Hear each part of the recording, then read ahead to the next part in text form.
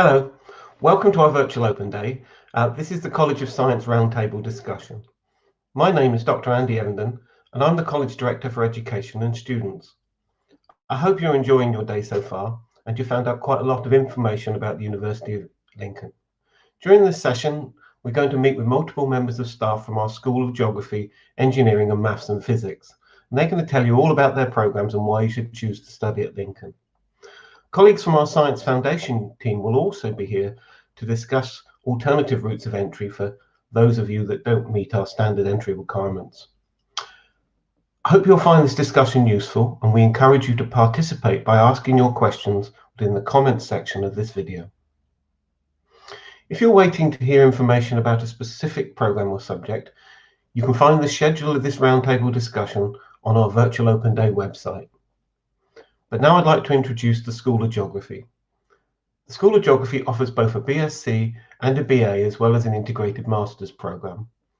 They have an integrative approach that aims to provide the intellectual tools necessary to understand the relationship between human society and its environment, and the issues that challenge our future.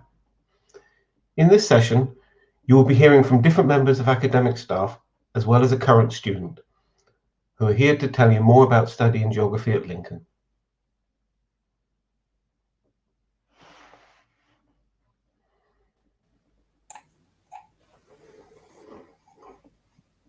Hello, could you please tell us who you are and what your role is at the university? Well, thank you very much, Andy. My name's Dr. Daniel McNone. I'm a senior lecturer in physical geography, and I have two roles within the university beyond that, which is I'm the program leader for the BSc Geography degree, and I'm also the student engagement lead. So if you were to come to Lincoln, you would probably see a lot of me over the next few years. I'm Dr. Creighton Connolly. I'm a senior lecturer in development studies and the Global South, and I teach on modules across the 3 years of our BA Human Geography program. Hi, I'm Sophie. I'm a third year geography student. I'm also a student ambassador and School of Geography rep. Thanks for that. First of all, I'd like you to welcome to this discussion. Let's talk about geography at Lincoln. So could you firstly tell us what programs you offer and how they differ? Sure. So we offer both BA and BSc degrees, which focus on the interactions between human and physical geography. So you can take different pathways that will specialize in the human or the physical side of the discipline in the second or the third years. But you can also take a mix of the two throughout your degree, while our first year provides students a taste of both the BA and BSc modules. So the BA Geography is an integrative program that seeks to understand the relationships between humans and our environments, broadly speaking, and it critically addresses some of the key contemporary and historical environmental and social political issues that are challenging our future. So the BA Geography degree program has a range of modules that explore social science perspectives on issues like globalization, sustainability, geopolitics, cultural change, which examine scales from the local to the global. And it also encourages students to develop the analytical, critical, and collaborative skills that are needed to work across broad interdisciplinary issues, which is something that we stress in geography. And our academics are all experienced researchers and teachers who investigate emerging issues in terms of global development and environmental challenges across a broad spectrum of human and physical geography. Much of this is done in collaboration with members from other universities and public and private institutions. And geography at Lincoln is accredited by the Royal Geographical Society with the Institute of British Geographers, and our BA Geography program scored one of the top programs in the National Student Survey last year. And our BSc Geography modules will focus on issues such as rivers and habitats and how these form and evolve and change over time, and their implications for humans living alongside them. We also look at climate change and how that'll affect our lives moving into the future, which is one of our key research and teaching focuses. Thank you. So what might students expect from studying human geography or physical geography? And specifically, what's it like to study at Lincoln? Well, one of the things that we founded the school upon was an ethos of the unity of geography. So we don't want to see students forced into either becoming physical geographers or human geographers. We want them to become geographers in the round. And so we focus on this idea of the unity of geography and it as a discipline as a whole. And I think that's one of the things that really does set us apart here at Lincoln. The teaching is definitely what we call research-led teaching. And all of our academics are active researchers, and we've got some very experienced and very capable researchers in the department. One of our professors won a prize from the Royal Meteorological Society a couple of years ago, and this flavors the teaching that you would get at Lincoln. So you would have teaching that is really very much at the cutting edge of what geography is, and that research is flavoring it, and that ethos of a unity of geography. We use the local area as a field site, so you will have lots of local field trips, as well as some ones further afield, and then we also have sort of some core modules to embed that unity of geography approach. These core modules are thinking about geography as a rounded discipline, and then you have the opportunity to specialize, as Crichton touched upon previously. And one of the final things is we have very good links with various local organizations, so you will be learning from you'll be hearing from professionals working in the local environment and in the local industries, and they are and that will also flavor much of your teaching. Thanks very much, Dan. When students study human geography or physical geography at Lincoln, what will they achieve, and what are their potential career prospects when they leave? Yeah, so students will develop a wide range of transferable skills, which will prepare them for careers either within geography or other types of career paths. So this includes general things like time management, networking, data analysis, collaboration, teamwork. So things that will help for any type of career. And our human geography program specifically will prepare students for careers as an international aid or development worker, urban and regional planning. And we have some partnerships with the local county and city councils, which provide some placements for our students, which gives them a bit of a foot in the door. And also work with within research and academia. So a number of our students have gone on to MA by research programs, and one student straight into a PhD at another university in the UK. Could go into teaching, which a number of our students are interested in at the secondary school level.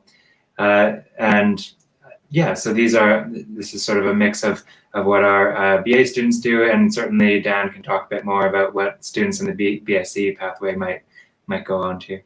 Yeah, thanks, Crichton. I think we've just had our first cohort of graduates come out, and they've done really well in terms of moving on to new and exciting things. By my reckoning, it's about a quarter of the cohort is continuing with their education at postgraduate level, so that's MSc, MA, and somebody doing a PhD. And really, geographers end up everywhere. We've got a fair few teachers or people going to train to teach, and I know one or two students. Somebody has ended up working at a well-known bank. So geographers can end up in many places, and our graduates have done, and that's in a very challenging marketplace. Thanks very much, Dan. I just want to ask a question about when you study human geography or physical geography at Lincoln. What would you say is anything unique about studying at Lincoln? What in terms of facilities or opportunities that students have? Yeah, so I think again this particular focus on the interdisciplinary nature of geography, this is something we're very strongly engaged with, and one of the factors that students often talk to me about at physical open days is saying, well, I'm feeling very much forced down one avenue or another, and I like geography as a whole, and that is what we're built upon. So that is a really unique aspect of it. But at the same time, we have some fantastic facilities here at Lincoln. Lincoln has a college structure within the disciplines, and we sit within the College of Science. So we have access to the same types of laboratories that the chemistry students are using, and those are maintained to a very high standard. I am a geochemist by profession, and these are really excellent facilities to have. The school has its own computer laboratory, which we use for geographical information systems, GIS, and that's one of the really saleable skills in the marketplace. I know from talking to the student who's gone on to do a PhD this year that was one of the factors that got him that position.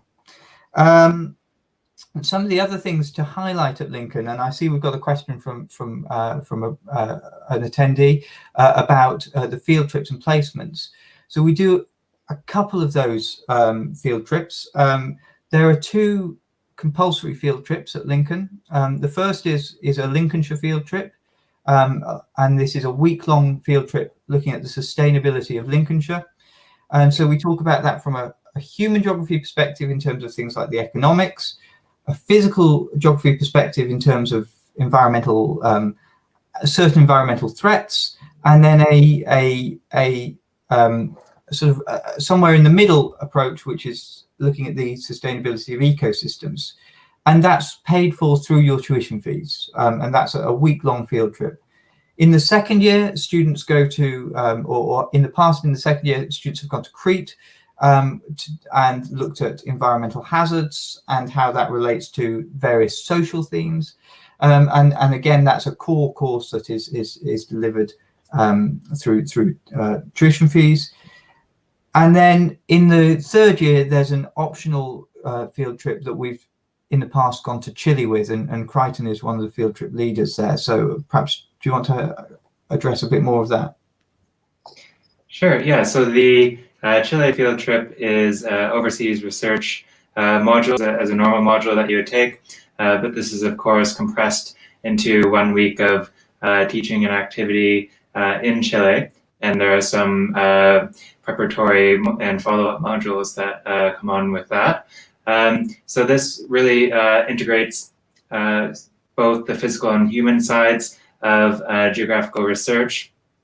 So we get students active in the field in Santiago, in the Andes, and in other parts, southern parts of Chile, investigating contemporary issues there, which is led by myself and Luca Mao, who had worked in Chile previously and has experience in river and coastal management. So yeah, that's really something that about half of our third year students tend to choose to go on. But of course, these field trips are now subject to government advice about overseas travel and these sorts of things. So we're not able to run them this year, but hopefully next year we'll be able to get back to doing that. And I think the other part of the yes, the government advice is a really important point. But the other part of the question that the student asked was about placements, and we do run several placements. There's two options for placements. One is in the second year in terms of accredited modules, so that would replace one of your taught modules. And in the past, we've had students at the local council, in the planning office, East Midlands Ambulance Service, various different, within the Wildlife Trust.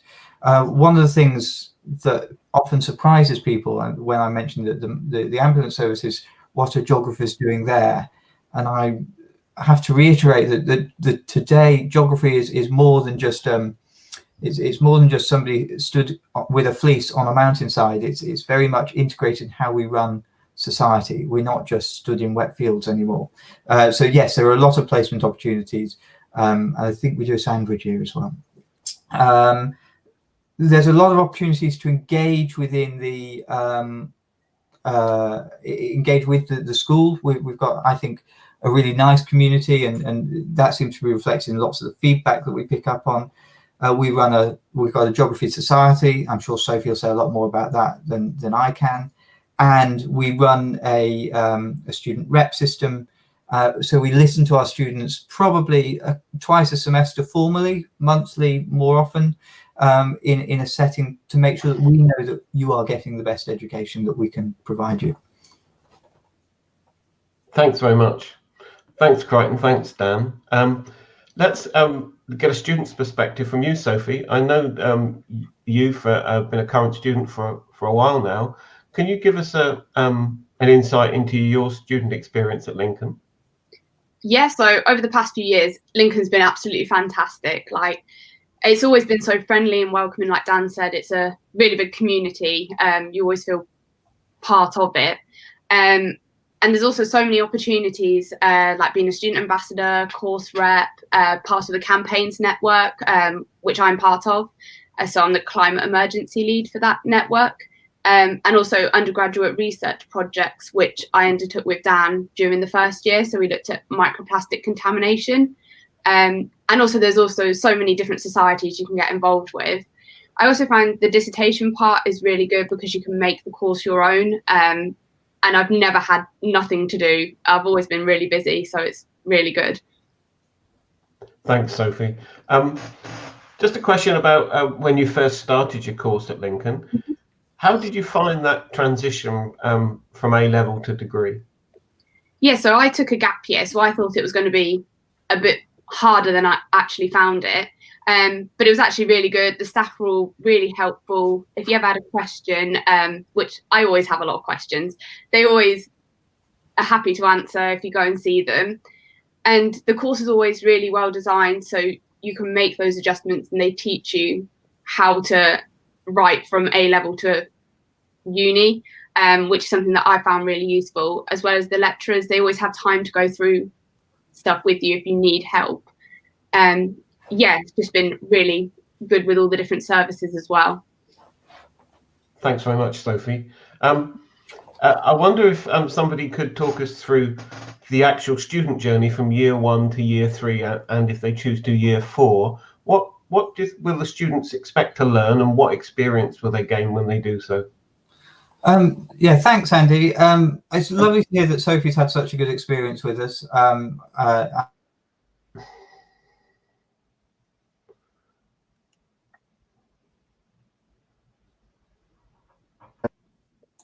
One of the things I've emphasised is the unity of the subject, and the degree focuses on that by having a common first year. So you will come in and all students do the same modules in the first year, and this really is about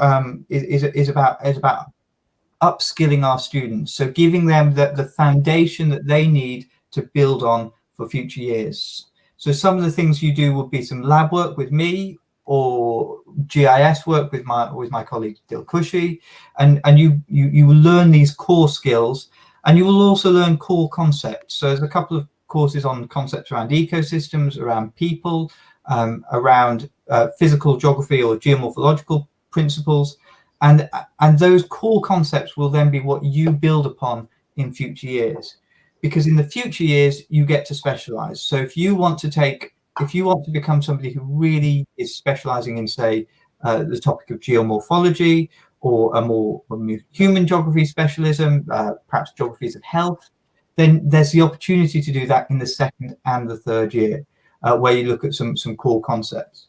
One of the things that we have throughout the degree is, one of the things that I think we're particularly pleased with is the staff to student ratio.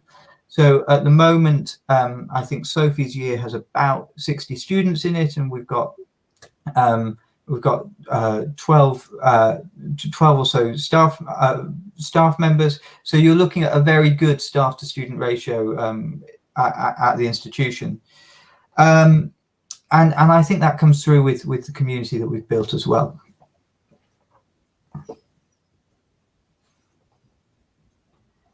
Thank you. How do you support your students during the degree in terms of academic support and providing them with different learning resources? Well, yeah, that's a really important question, and I think it's something we do very well at Lincoln. When you join us, you will be given a personal tutor, and that tutor will stay with you throughout your degree. So you will have one tutor who will be with you from the first to the second year. That tutor is there for your pastoral needs as well as your academic support needs. So so you have that one-to-one that one-to-one person who really gets to know you and gets to know what it is that makes you enjoy the subject and where you want to go with this in the future. All staff have got what we call office hours, and office hours are basically dedicated times where you can go and speak to a staff member to get extra help. But in general, most staff will also be very happy to speak on by email or through something like Microsoft Teams or Skype if you just have a very quick question like that. So most staff are very approachable, and I think that helps build this community that we're talking about.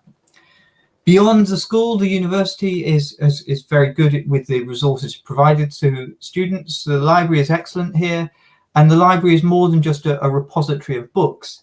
It also runs courses, so if you need a bit of help with your writing or help with maths and stats, that's provided in the library as well, so that's additional to your main studies. And then and we have a subject-specific librarian as well, so you have somebody, a port of call to go to within the library as well if you've got particularly subject-specific questions. And then finally, one of the things that the university does have is a whole range of professional services. So we have things like the Student Support Centre, who are there in case things go wrong. So they will often deal with things that are more sort of that are around life skills. So if you had issues with accommodation, say when you move into private accommodation in the second or third year, they can help with certain issues around that. Student finance is another one, but anything of that nature is what student services deal with. And then the university also has a well-being service, which is much more about people's mental health and general well-being. And then finally, there's also a counselling and faith service provided by the university, so for those faith needs or counselling needs as well. So there's a whole load of support both in the school and beyond for students who come to study at Lincoln. Thank you, Dan. Sophie, I would like to ask you, is any of that support package you found particularly useful during your time? Yes, so definitely personal tutors, but also the library and academic subject librarians. Because if you can't find a resource, they're there to help you find that, and also just read through stuff if you need that little bit of extra support. Going into my third year, I've also found the Careers Centre really useful, and it's full of information, especially like applying to graduate jobs, because they read through your CV, they run sessions and different workshops for that. And they've also run the Lincoln Award, which has helped obviously increase employability and different volunteering skills. So the sessions they run have been something that's been really useful for me. Thank you. And Sophie, what about the social life at Lincoln, the social elements that you found? Yes, so as Dan said earlier, we've got the Geography Society, which is newly reformed, and we've got loads of different exciting opportunities. Obviously, we've been limited a bit with coronavirus, but we've still got our academic seminar series and workshops. So we had one by Delta Simmons the other week, and then I've also managed to set up some volunteering opportunities with the Lincolnshire Community Volunteering Service. And then we also have something linked with the Royal Geographic Society, which has been really useful from what I've heard so far. And there's also loads of other societies which are linked to courses and different interests. So I think any interest, you'd be able to find a different society for you. Thanks very much, Sophie. Before we wrap up, are there any questions in the comments? Yes, there are a couple of questions there. So there's one question about when doing a BSc in geography, would I be able to mix and match human and physical components? Yes, of course. So the first year, all students take the same modules, and in the second year, then students are given a choice to pick whichever BA or BSc modules they like. There is a core module that students need to take in the second and third year, which is mostly about geographical research and preparing for the dissertation. Students do need to meet a certain number of credits in their BSc or BA program if they choose to do so. But outside of those credits, they can take as many BA or BSc modules as they like, or they can specialize as much as they like in one component. So another question from Peter, bearing in mind that the first year modules are the same for BA and BSc, would it be possible to transfer from one to the other? Yes, that's why we offer students a introduction to both the BA and BSc modules in the first year, because we understand that university geography is quite different from what students would have had in their A-levels, GCSEs. So sometimes we find that students come in interested in BSc and then end up wanting to switch to the BA or vice versa. So that's certainly something that is possible to do up to the second year. Thank you. So that's all we've got time for in this session. So thanks very much, Dan, Crichton, and Sophie for joining this discussion and helping us understand a little bit more about studying geography at Lincoln. I hope this conversation has answered some of your questions, but I no doubt it will also have triggered some more. So please head over to Unibuddy where you can talk to some of our current students if you have any more questions. Thank you. Thanks, Andy, and thanks, Thank you Sophie, very for much. joining us. Thank you.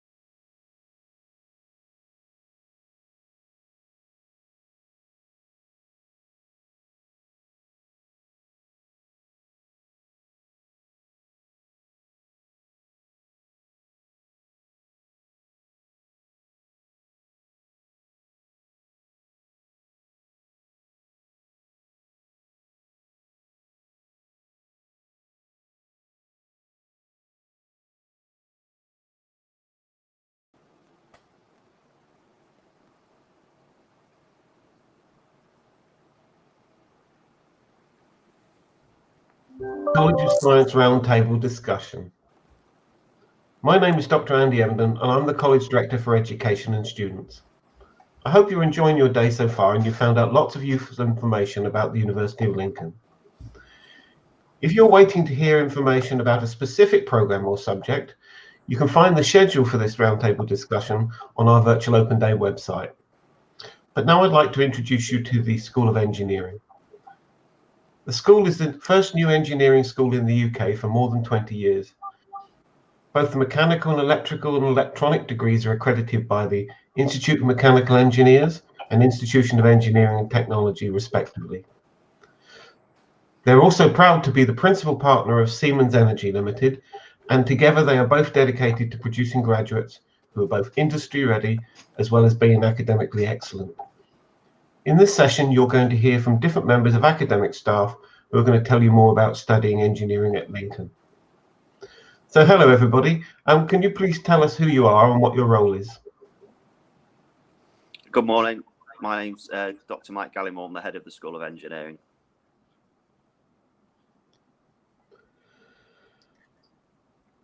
I think Kerry Sorry, was... hang on. Yep, sorry. Hi, I'm Kerry. I'm the Director of Foundation Year Studies, and I run Year Zero for the School of Engineering. I'm Alex Bowman. I'm the Director of Teaching and Learning for Engineering. Good morning. I'm Khaled Gohar, Program Leader of Mechanical Engineering. Thank you. Thanks, Mike. Thanks, Khaled, Alex, and Kerry. Welcome to the roundtable discussion. Let's talk about engineering at Lincoln. So can you tell us what programs you offer in the school? Yeah, sure, Andy. So at the moment we have a 3-year BEng full-time program in mechanical engineering and also in electrical and electronic engineering. We also have 4-year versions of those programs. There are integrated masters MEng programs, which are essentially the 3-year BEng plus an extra year. We have a BEng in Mechatronics. We also have a BEng in integrated engineering, which is our part-time program and also links to some of our degree apprenticeships. We currently have 2 taught postgraduate programs, so one in mechanical engineering, so an MSc in mechanical engineering, and also an MSc in engineering management.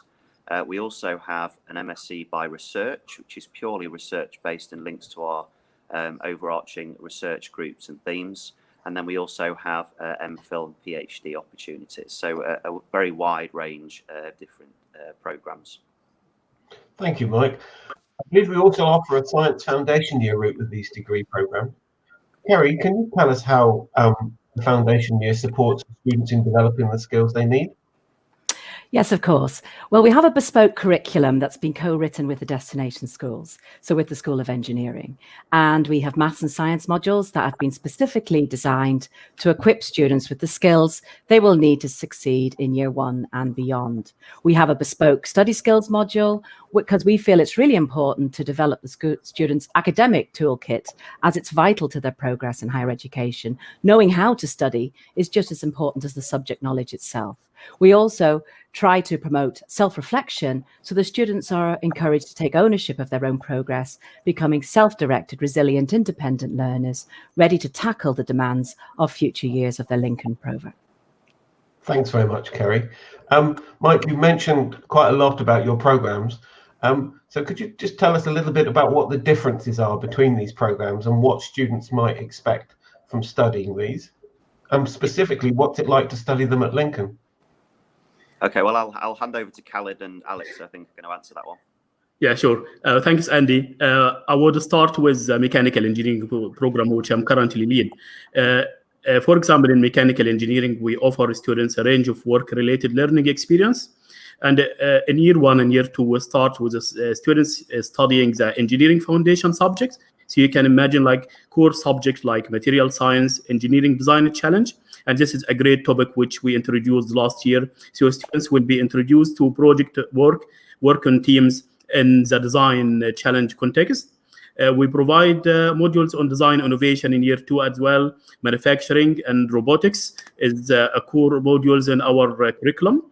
We have a range of control and mechanical systems as well in various spheres. In year 3 and year 4, we offer more industry and the subject-related topics, and this include like finite element analysis, laser material processing, fuel and energy. One of the unique points we have in engineering, not only in mechanical engineering, but all our engineering programs, students are exposed to work in groups and individual projects from year 1.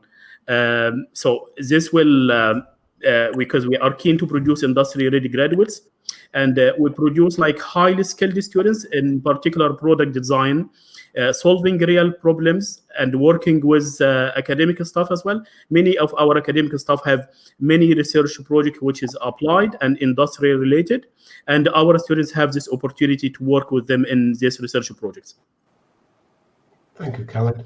And if I just touch on the other degrees that we offer full-time, so the electrical and the mechatronics programs, very, very similar in terms of the strengths of the projects that are embedded all the way through from year 1 to year 3 or year 4 if you did an integrated master's program.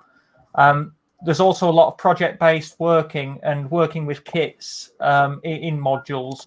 So not necessarily a full project, but lots of practical activities to help develop and enhance the theory and the learning of the theory, both in our electrical, our mechatronics, and our mechanical engineering programs.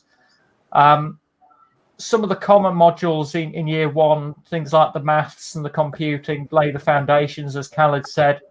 And then as you move through and move further on through the degree, you start to hone those skills, and the specialisms for electrical engineers might look slightly different. So there's some control systems specialisms, but there's also things like robotics and automation that you could specialize in the electrical program. For mechatronics, it's kind of a hybrid of the mechanical and the electrical, taking the best elements of both. Not that there's anything we really want to get rid of from either. There's so much that you could put in there. But it's studying in a very similar way and coming out and being an engineer that's specialised to talk to both of those specialists in the electrical and the mechanical fields. We also have an integrated engineering degree as well that Mike talked about, which is our part-time in our apprentice programme. I could probably talk about that for half an hour on its own, so I'll try to keep it short. But that's a blended learning delivery. So we teach in blocks of 10 weeks, the first 9 of which are predominantly distance learning. And then the 10th week, assuming at the moment it's slightly different with COVID, but normally we'd come onto campus and have the practical activities that we have to deliver on campus in that 10th week. What that's meant is through these times where we've been in different times of delivery, we've been able to adapt that delivery and share some of those experiences and skills and offer a different blended approach for our full-time students as well, so they've still had a good experience on campus. Thanks very much, Alex. Can you tell us about some of the potential career prospects for your graduates? Yeah, I'll take that one, Andy. So I think, one of the unique things about Lincoln is the way in which we engage with industry. And we've talked about Siemens and the fact that we share our building with Siemens and have a very, very close relationship. But of course, not all of our students will go and work for Siemens. Some will and some won't. So actually, the range of career prospects are incredibly diverse. So we'll have some graduates that go into more technical type roles. Some graduates that will go into more project management, commercial type roles, and the types of companies that they'll go into range from very large, well-known national, international companies such as Jaguar Land Rover, obviously Siemens, Schneider Electric, JCB, etc., all the way down to very low, small, medium, very high-tech businesses such as Teledyne E2V, that's a very high-tech local electronics company.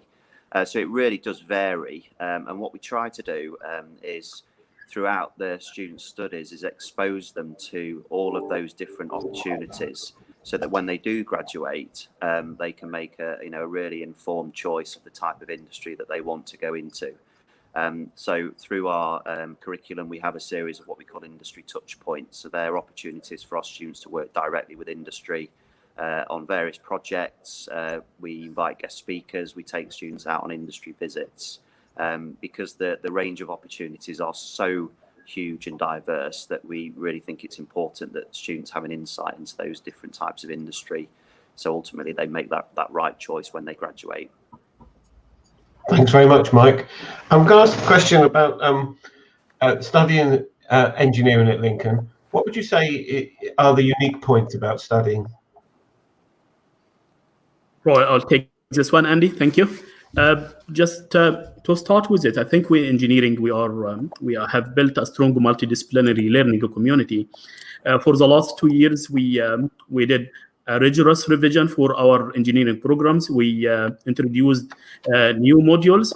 We have the industrial advisory board as well, and all these elements have added up to have a great improvement on our current delivery. And the main thing here, in order to adapt and enhance the students' skills as well, we are investing a lot in exceptional facilities.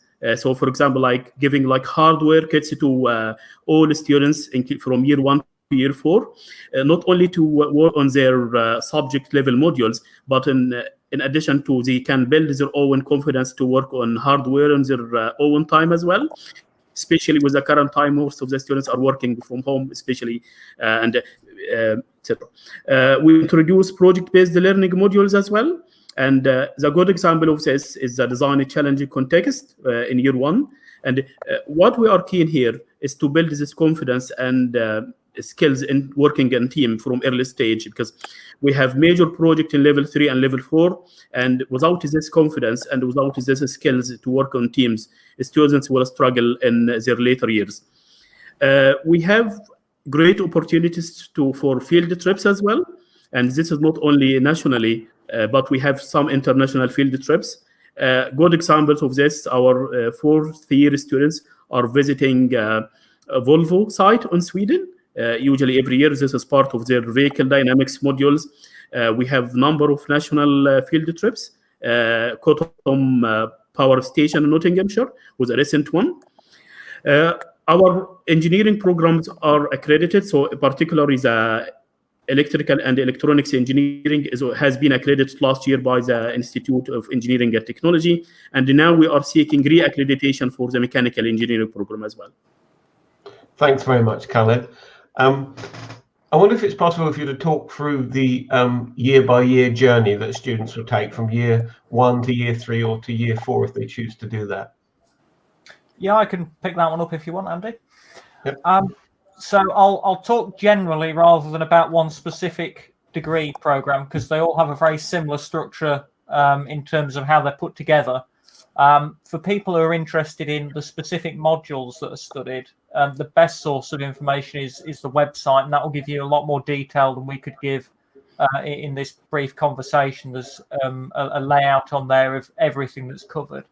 But you'll see as you look at the structure there that there's some common modules, as we've talked about already, things like the computing, the maths that come in at level 1.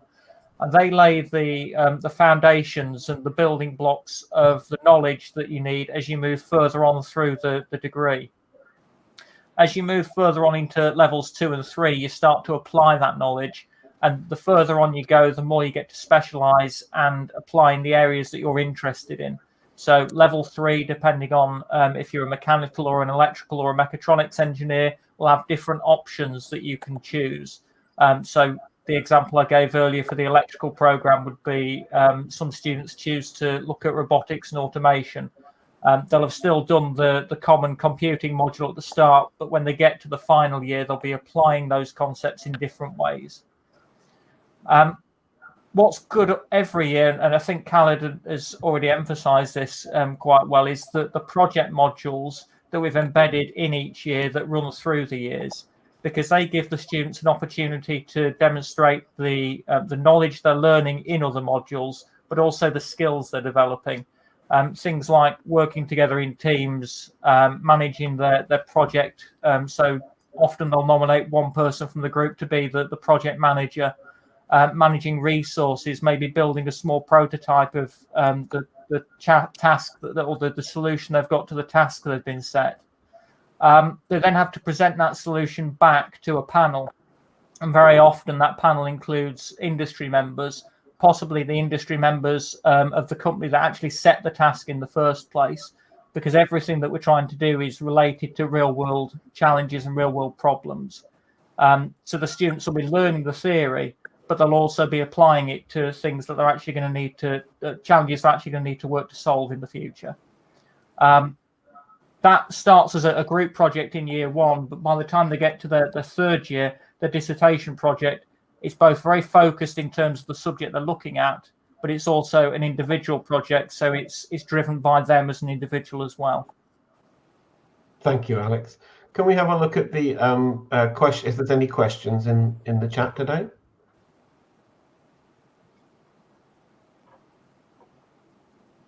So I can answer that one, I think.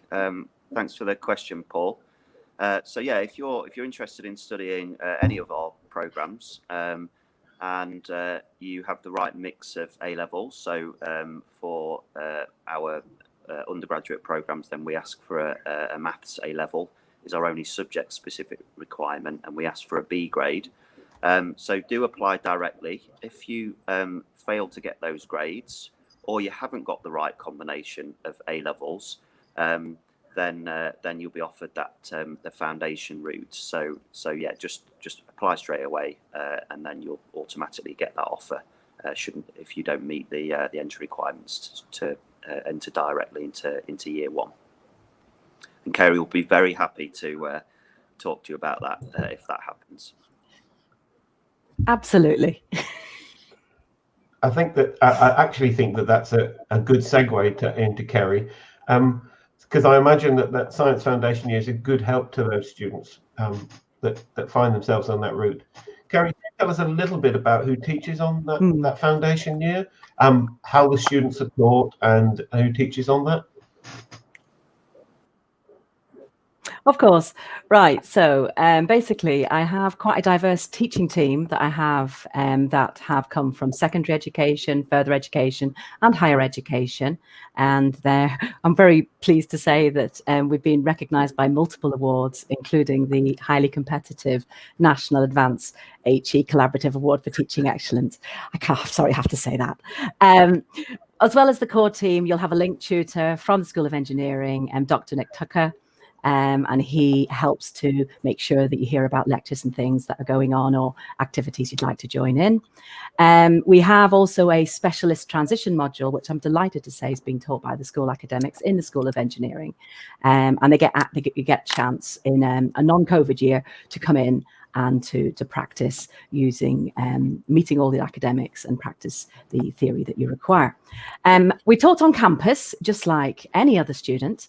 We have full access, you will have full access to the university accommodation, sports facilities and teams, the Students' Union, wellbeing support, and of course, the same high-tech laboratories for practicals in the physics or the chemistry module, depending on which of those two you choose to do. We do know that our integrated approach works really well, and students who've completed the foundation year often really do thrive in later years as they move forward. Thanks very much, Kerry. Mike, I'd like to ask you a question about that quite important transition that students have from A-level to degree. So what can students expect there? Yeah, I mean, we recognise that there is quite a big jump from A-levels to university degree level.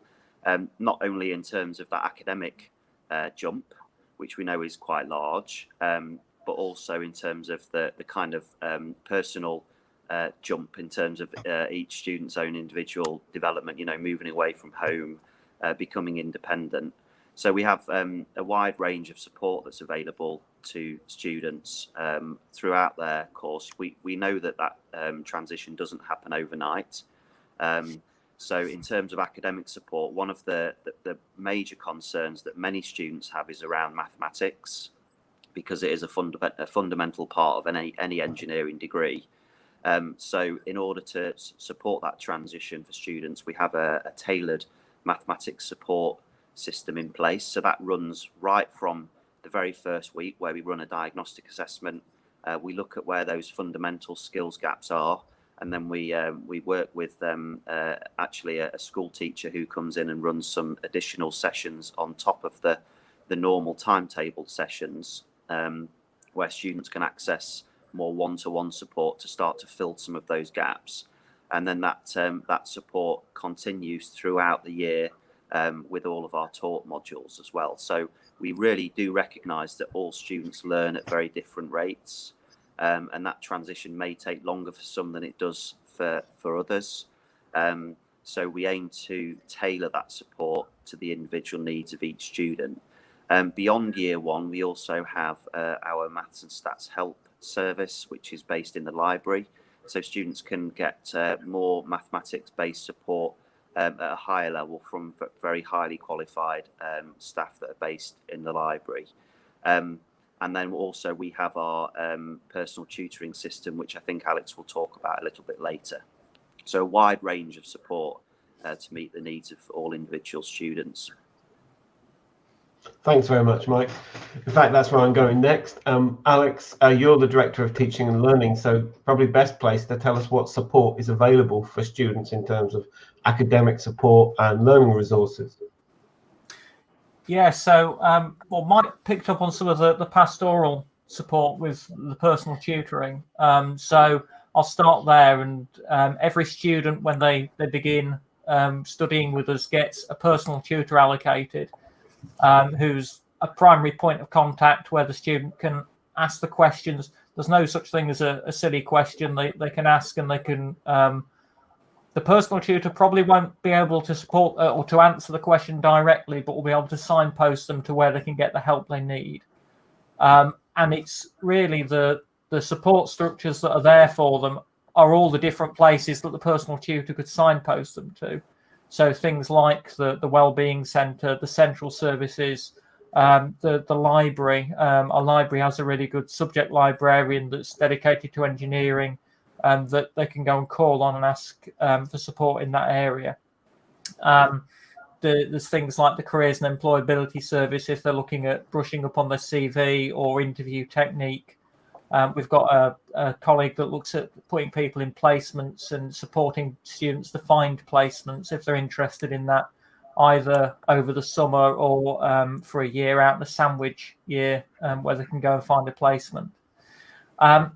Other sources of support and other resources, I believe Mike and Khaled are actually in the building at the moment, so you can see behind them some of our teaching facilities.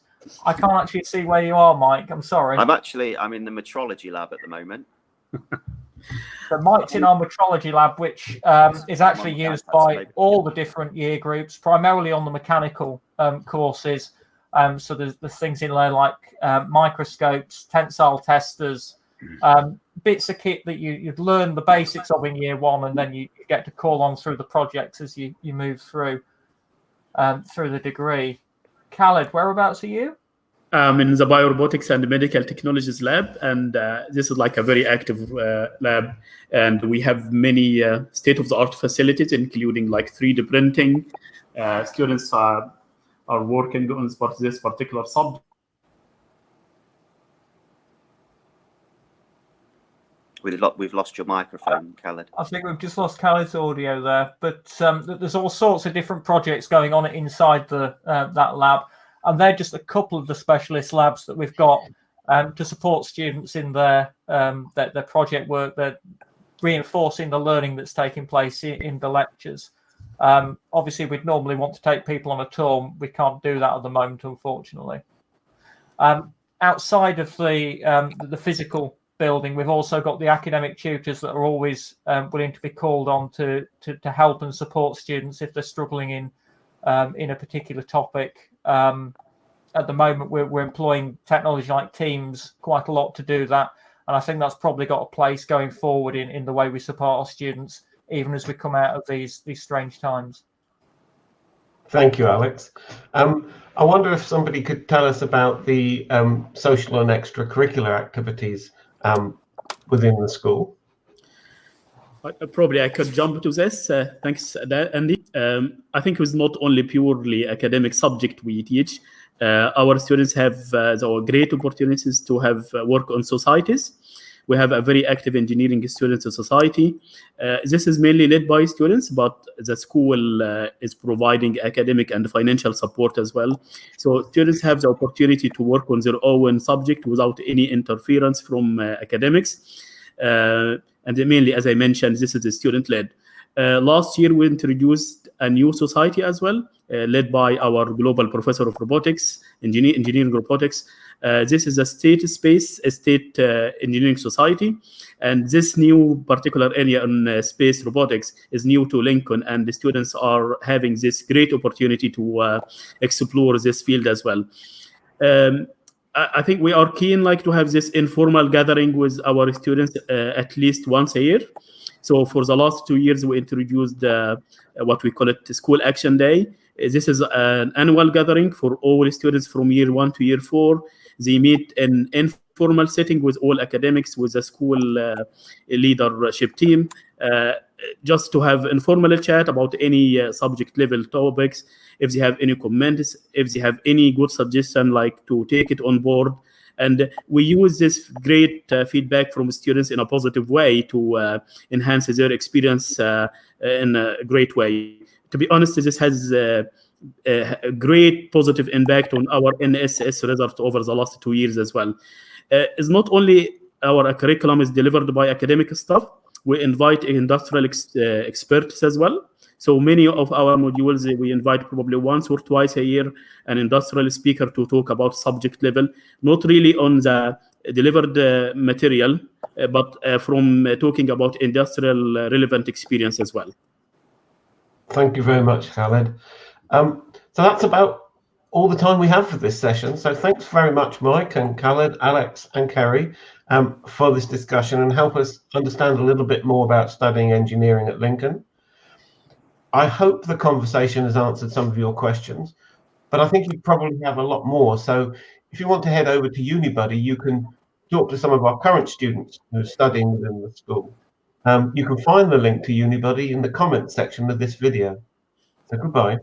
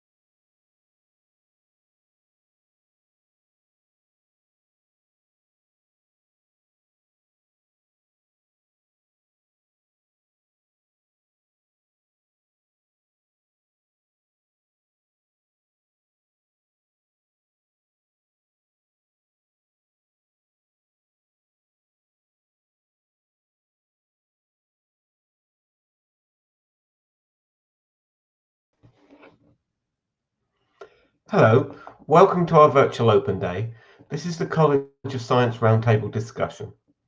My name is Dr. Andy Evenden, and I'm the College Director for Education and Students. I do hope you're enjoying your day so far, and you found out lots of useful information about the University of Lincoln. If you're waiting for a specific program or subject, you can find the schedule for this discussion on our virtual open day website. But now I'd like to introduce you to the School of Maths and Physics. The school offers BSc and integrated masters in maths and physics, as well as several joint degrees with other schools such as computer science and philosophy. Research forms a key part of all the programs, and they closely collaborate with industrial partners and top research institutions to ensure that their curriculum is current. The school offers a supportive and nurturing teaching environment where students are a priority. We're very proud of Maths at Lincoln as they recently ranked 4th overall in the Guardian University Guide for 2021.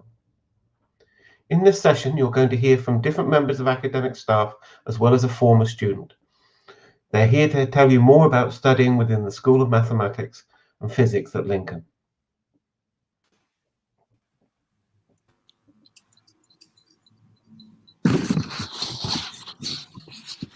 Hello. Hello, Waka, Anita, Aaron, and Kerry. Could you quickly tell us who you are and how are you linked to the School of Maths and Physics? My name is Waka Ahmed. I'm the Deputy Head of School of Mathematics and Physics, and I'm also a Professor of Nanoscience. Hi everyone, my name is Anita and I'm a Maths Lecturer at the School of Maths and Physics. Hello, everybody. My name's Kerry, and I run the Science Foundation year for the School of Maths and Physics. Hi, I'm a former student of the School of Maths and Physics, and I now work as a physics teacher.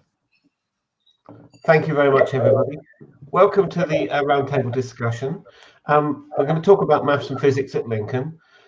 So could you first tell us what students might expect from studying maths or physics, specifically what it's like to study at Lincoln?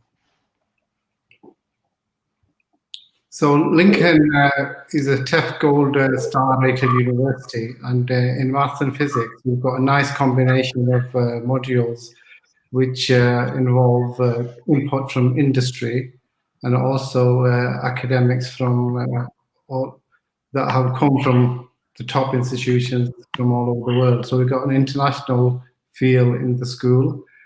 And also you'll learn transferable skills. So we've got quite a few people coming in from industry to, so you learn relevant skills that will help you to develop your career. Thanks very much, Waka. I think we also offer a Science Foundation year route for these degree programs. Kerry, I wonder if you can tell us how the foundation year supports your students to develop their skills that they're going to need in the future years of their degree. Of course. Right. We have a really strong engagement with the School of Maths and Physics, and the curriculum that we deliver was co-written with all the destination schools, including the School of Maths and Physics. In the first semester, we have a bespoke study skills module because we feel it's really important to develop the students' academic toolkit, and knowing how to study is just as important as the subject knowledge itself. We aim to promote self-reflection, so the students are encouraged to take ownership of their own progress, becoming self-directed, resilient, independent learners, ready to tackle the demands of future years of the Lincoln programme. In the second semester, we're absolutely delighted that we have a specialist module taught by the School of Maths and Physics. And the leader for this, the module leader for this is Manuela Mura, and the link tutor is Marco Pinna. And they work really, really closely with the academics in my current team to provide a really positive student experience for all the students. We basically, pastorally, we have transition tutors that sit within the core team. We are very much on high contact. We take the role of the personal tutor in year 0 with enhanced support. And the aim is to build really strong relationship with our tutees to enable them to make that transition from year 0 through to year 1. We have optional academic drop-ins for one-to-one support and all taught core modules, as well as open office. And we have loads and loads of formative opportunities for students to assess their learning. And also we support them with fellow students by having a PAL scheme, a peer assisted learning scheme. Thanks very much, Kerry. So a question for the team. So what will students achieve if they study maths and physics at Lincoln? What are the sort of career prospects that they have? So maths and physics, they develop lots of skill. In addition to technical subject knowledge, you develop lots of transferable skills.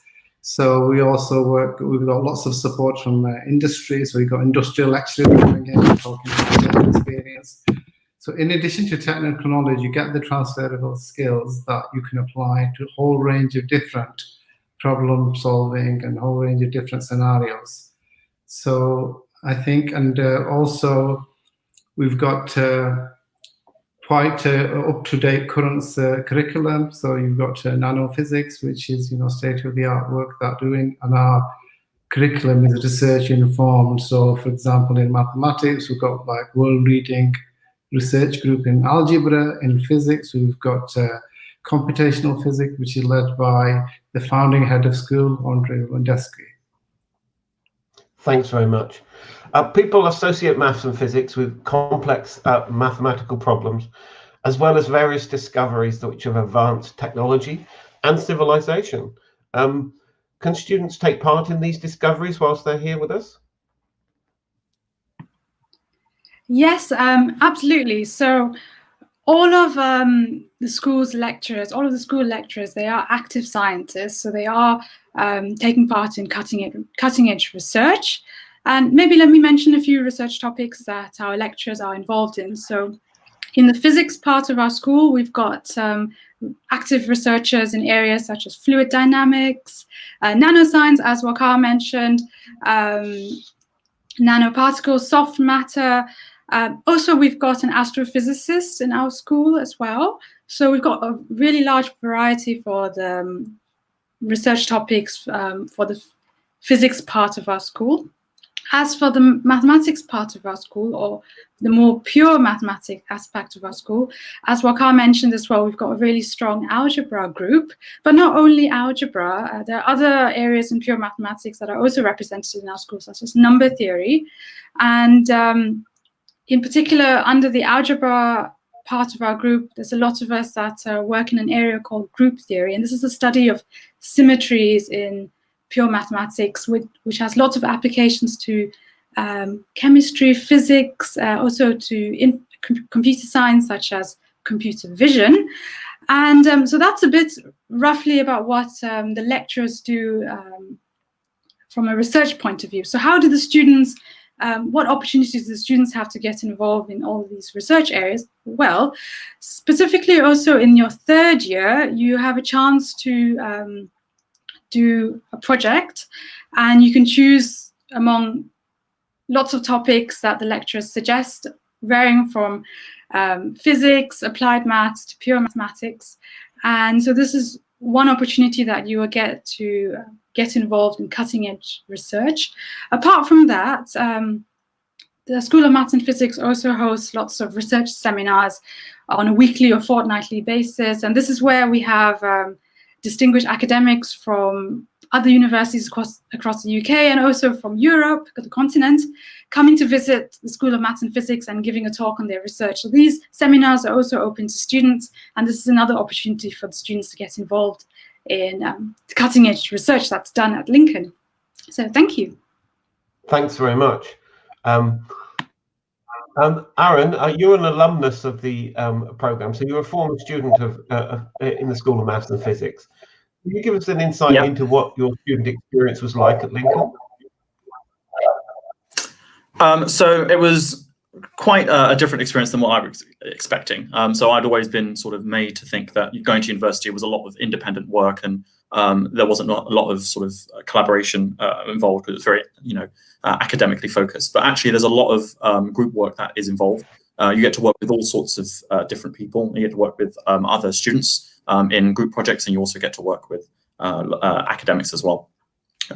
The sort of, in terms of how the course is structured from a student's perspective, there's sort of half of it is from like physics based and half of it is maths based, and there's a lot of support involved with that in order to make sure that your skills coming up from school up to university are there for you, so that you can progress forward. But as well as that, the like I said, the academics are really very supportive, and there's personal tutor time, and there's one-to-one sessions that you can have with lecturers to progress further. So there's all sorts of things that you can do going forward into your degree. There's lots of opportunity to also work out where you want to specialize. So you've got sort of 3 years of lots of different topics to look at, to sort of investigate, to get your hands stuck in. And then as you go further in the year, you sort of get a feel for how you want to progress further, whether you want to specialize in, say, astrophysics, or whether you want to do nanophysics, or whatever it is that you find interesting. There's lots of opportunity for that. Thank you, Aaron. I just wanted to, and I think some of the people watching would want you to talk about this. How was that transition from A-level to degree level study? How did you find that? I actually found the transition from A-level to university easier than the transition from GCSE to A-level. So because of the way that the course is structured, when you come into your first year, if you don't do the foundation year, if you come into just your first year of university, a lot of the stuff that you cover in the first year, you've already sort of seen in A-level. You just sort of do it in a little bit more detail, but the lecturers really sort of work you through that, and they sort of start you off at a really basic level and build up your knowledge. So that way, like I said, I find it easier going actually to university than I did transitioning to A-level. That way, you learn things really from the basics, and you progress forward that way. Thanks very much, Aaron. I imagine that the science foundation year is a huge help for those students that take that route. Kerry, you tell us a little bit more about the teaching on the foundation year, and where the students are taught, and what type of sessions that they have when they're with us. Of course. Right. So I don't like blowing my own trumpet, but my team are actually award-winning. We've just won the National HE Collaborative Award for Teaching Excellence, which we're delighted for, and it's a first for the university. So I had to say that. Well, we teach 105 credits of the 120 credits in year 0. My team are pulled from secondary education, further educations, and higher education. So they're really, there's a wide range of people there that you can go to for support. As previously mentioned, we have a linked tutor as well, and they work alongside the module leader in the specialist transition module, which again, as I've already mentioned, taught by the school academics. The students are exactly the same as any other student. They're on campus, they have full access to accommodation, sports facilities, teams, societies, the Students' Union, the Wellbeing Support Team, and of course, the same high-tech labs for practical sessions in the physics module that they would take with us. We know our integrative approach works well, as current students who've completed the year 0 seem to be continuing to thrive in later years. So, okay. Thank you very much, Kerry. Can somebody here tell us about the student journey from sort of year 0, 1, all the way through to 4, if they choose to do that? So what will the students learn in general, and what experience and skills are they gaining on that journey? Aaron, do you want to answer that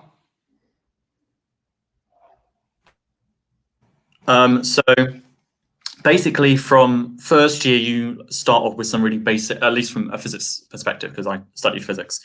From maths, there are different modules that are involved, but actually when physics students and maths students share a lot of the same classes, so like calculus and linear algebra, so these are topics that are shared between physics and maths. But there are also some physics only and maths only topics. But you start off from the really basic level, and you build up your required knowledge. So you're moving from basic understanding of algebra to a more advanced understanding of algebra. And you can also, especially in Lincoln, there's a really big focus on computational work. Many students who come into university have had no experience using computers, or knowing how to code or use computer programs to help them in their research. And actually, in the 21st century, maths and physics are very computer heavy. And so it's important that any future physicists or future mathematicians learn these skills. And so you start learning these from the beginning, on day 1. And you build up, and they really do start you basic, like how to define what a variable is in different programs. So it really does walk you through that.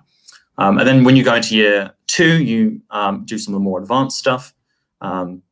You look at things like electrodynamics and stuff like that. So these are all some more advanced theories that you probably wouldn't have covered at A level. So now you're really start getting into the modern theories of maths and physics. And this is an opportunity as well then for you to start looking at where you might be going forward in terms of where you what topics particularly interest you.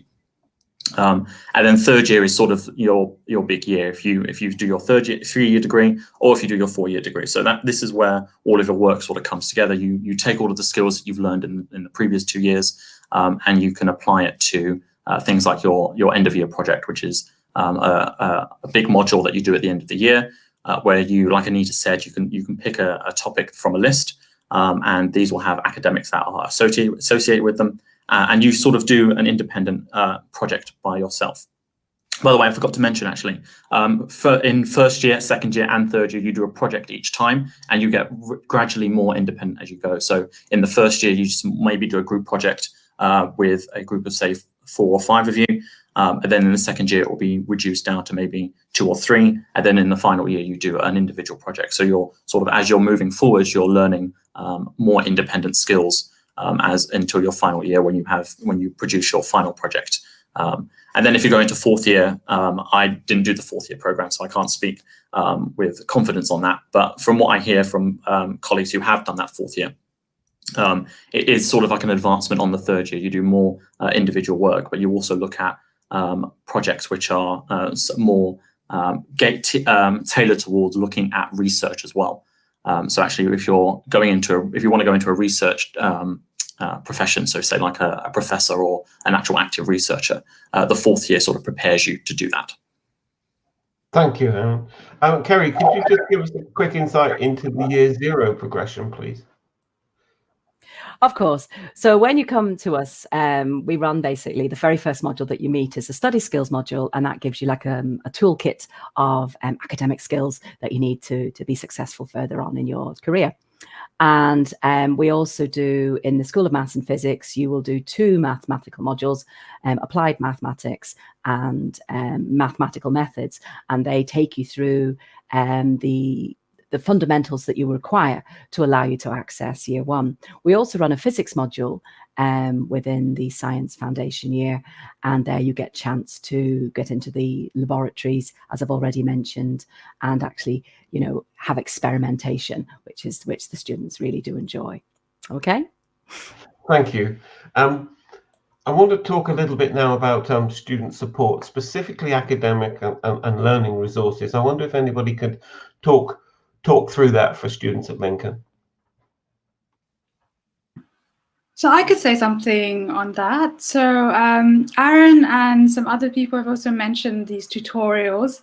So let me start with tutorials. So when you come in the first year, you'll be put into a tutorial group with about 4 or so other students within the first year, and you'll be assigned an academic tutor. And this tutor, which will be one of your lecturers, will remain your academic tutor throughout your whole degree. So whether that's 3 years or 4 years. And in the first year, you will have weekly tutorials where you come together for an hour every week, and you can utilize the tutorials in a way that works best for you, in the sense that you could go over material from certain lectures that you weren't quite happy with, go over some exercise questions that you were given from the lecturers that you would like some more help, or really anything that you're not too happy with. These are what the tutorials are for. And as you go over to the second year, the tutorials become slightly less frequent. It's every 3 weeks instead of every week. And so those are the tutorials. So you have that in addition to your lectures. And you also have these so-called practicals. And what are these practicals? They are not necessarily sessions in the lab or things like that. It's more an exercise class. So you have these practicals occur weekly as well. And you have 3 hours of lectures for each module a week. And you have 1 hour of this practical session for each 3-hour lectures on a weekly basis. And what you do in these practicals, so it's the lecturer will be at the practical, and you'll be given a sheet of maybe 8 questions, which will cover the topics that you did in the 3 hours of your lectures that week. And so the practicals are a chance for you to go over what you've learned in the form of answering questions. And this is a really useful way of really solidifying the knowledge that you learned that week. And of course, the lecturer is there and will go around and help you. So this is a really good opportunity to ask all those little questions. And so you have the practicals as well as the tutorials. And of course, apart from that, we have a really good library with lots of good books and resources and journals. And anything that our library doesn't have, we have an interlibrary loan that one can also utilize. And of course, if things get a little bit stressful, we also have student well-being, which looks after your welfare and makes sure that you're all okay throughout your degree. So yeah, that's all I'd like to say from that point of view. Thank you. Thank you, Anita. Can I just add one little thing with regards to support? So Anita mentioned the library. There's a really good team there that helps you with maybe not academic, like the specific academic stuff that you would get from a lecturer, but all of the other stuff that comes with being a university, like how to write a report, how to reference things, how to find the right information. There's a really good support team there at the library that is going to help you if those are skills that you're not necessarily used to having. Thank you, Aaron. So another question for you, Aaron, about this more social, subject-specific extracurricular activities in maths and physics. Yeah, so one of the things that I really enjoy that is hosted by the school, we often have quiz nights. So this is where we sort of get together as a group and we do, whether it be general knowledge, there'll be like a general knowledge round, there'll be a physics specialist round. And these are just sort of get-togethers that we can have as a group, sort of get to know each other and just sort of, wind down maybe at the end of the term or whatever. So these are really, really fun, exciting things that happen. There's also the Maths and Physics Society, which is run by the students. And this is there to not only organize particular events or stuff like that, if that's what happens, if that's what they decide to do, but also is there to provide a support, a sort of a meeting, a group of people that are all in the same boat, and you can sort of work out, whether the people are struggling or whether they're not. And it's a really good way of connecting with other people on the course and finding out where people, what strengths people have and what weaknesses they have. So you can sort of work together and progress yourself forward together as a group. Thank you very much. So that's about all the time we have for this session. So thank you, Waqar, Anita, Aaron and Kerry for the discussion, helping us understand a little bit more about studying maths and physics at Lincoln. I hope that this conversation has answered some of your questions today, but I've got no doubt that you will have some more. So you can please head over to Unibuddy and you can talk directly with some of our students. And you can find the link to Unibuddy in the comments section of this video. So goodbye, everybody. Have a good rest of your day.